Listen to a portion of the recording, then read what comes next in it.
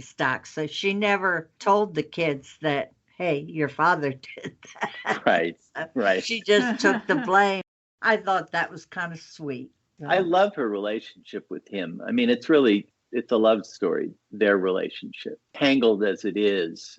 And it was the rock that she kept falling back on. I'm a sucker for a good love story. Also, her biggest fear through the book is forgetting her children. Yeah. She kept saying, I'm afraid I'm going to forget what they're like or forget their voices. And I thought it was interesting, the doctor that she encounters. Oh, he was a character. Yeah, but he was a good sounding board for her. She could get the information out in the books for people to know what was going on by talking to him. I thought that was great. Yeah, he's another character I've had floating around. He's got kind of like one of those expats in Thailand who dropped out, has had his own trauma and his own failures. Rather than deal with them, he just ran away. What are you working on now? What's next? I'm working on another Aubrey Sentro. Oh, actually. Good. I was in the middle of writing a completely different story, a historical thing. Amazon asked if I had a sequel. Of course, I had to say yes.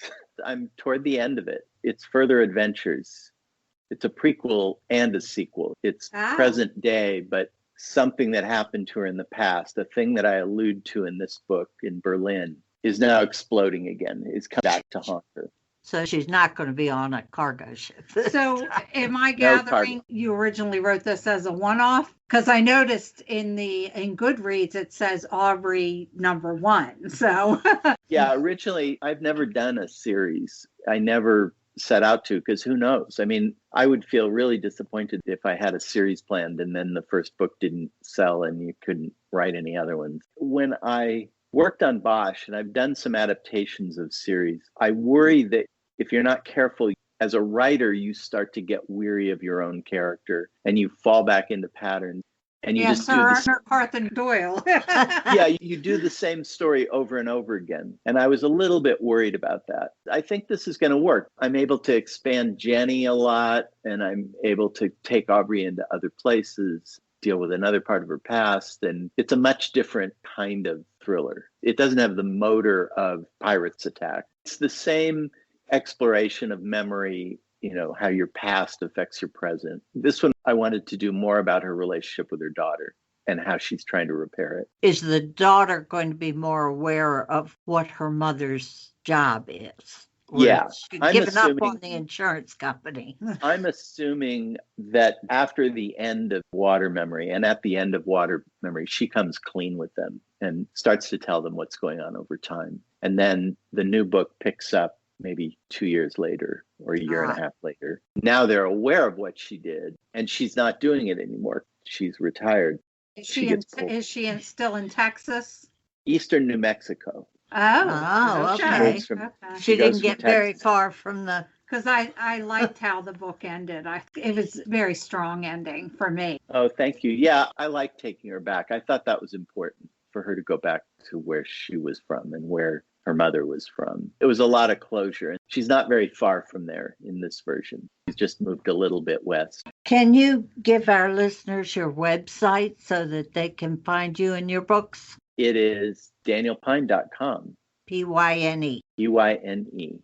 All my books are there and a lot of movie stuff, and it got corrupted somehow. In the old website, it was great because I had a lot of links to pilots that I made that never got on the air, and I had just stories behind the stories of how movies got made and how books came out and things that you don't ever get to talk about. Slowly, I'm putting it back together. Awesome. Thank you so much for coming on the show. We loved everything about this book and cannot wait to hear more of Aubrey's story. Oh, great. Yeah, thank you so much. I really appreciate it. Enjoy the rest of your day. All right, you guys too. Thank you. Bye-bye. I really hope you pick up Water Memory. You will not be disappointed.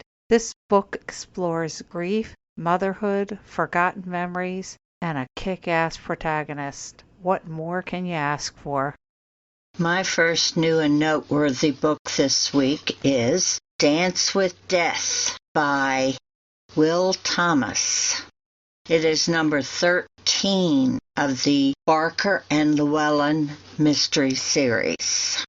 It is put out by Minotaur Books and comes out April 13th.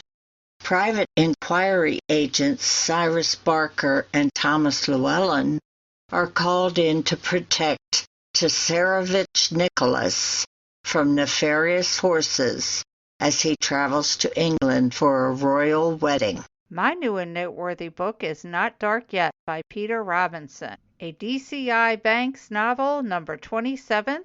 It came out March 16th by William Morrow Books. When property developer Connor Clive Lighton is found dead, Chief Inspector Alan Banks and his Yorkshire team dive into the investigation. As luck would have it, someone has installed a cache of spy cams all around the luxurious home. The team hopes that they'll find answers and the culprit among the video recordings. My second new and noteworthy book this week is One Got Away.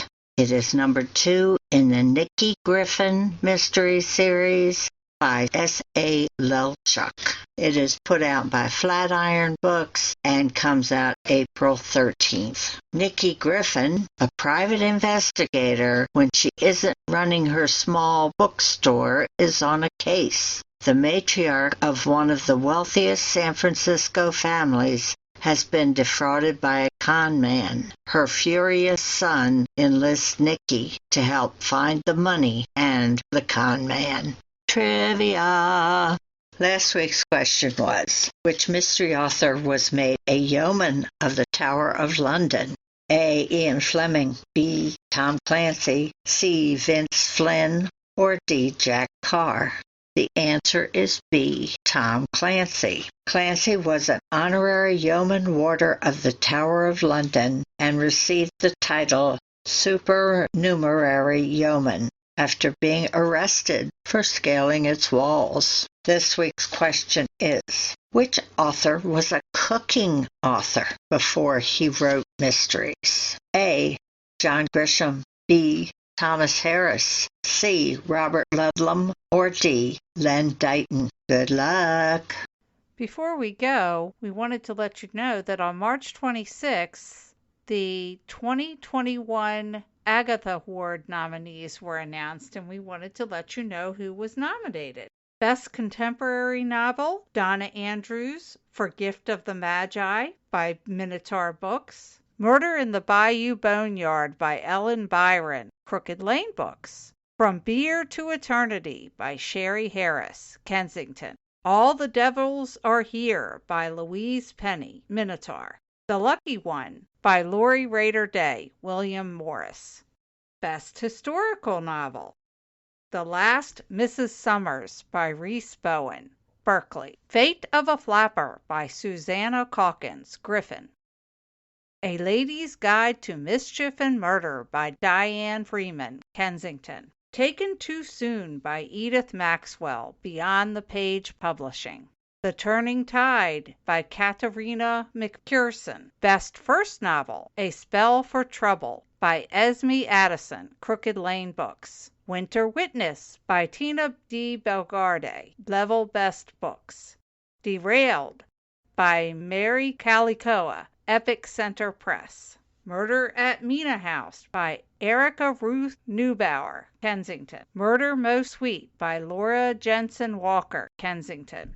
Best Short Story, Dear Emily Etiquette by Barbara Goffman, EQMM, September, October. The Red Herring at Killington Inn by Sean Riley Simmons, Masthead Best New England Crime Stories, Level Best Books. The Boy Detective and the Summer of '74 by Art Taylor, AHMM, January and February. Elysian Fields by Gabrielle Vajan, California Schemin', the 2020 Boucher Khan Anthology, Wildside Press.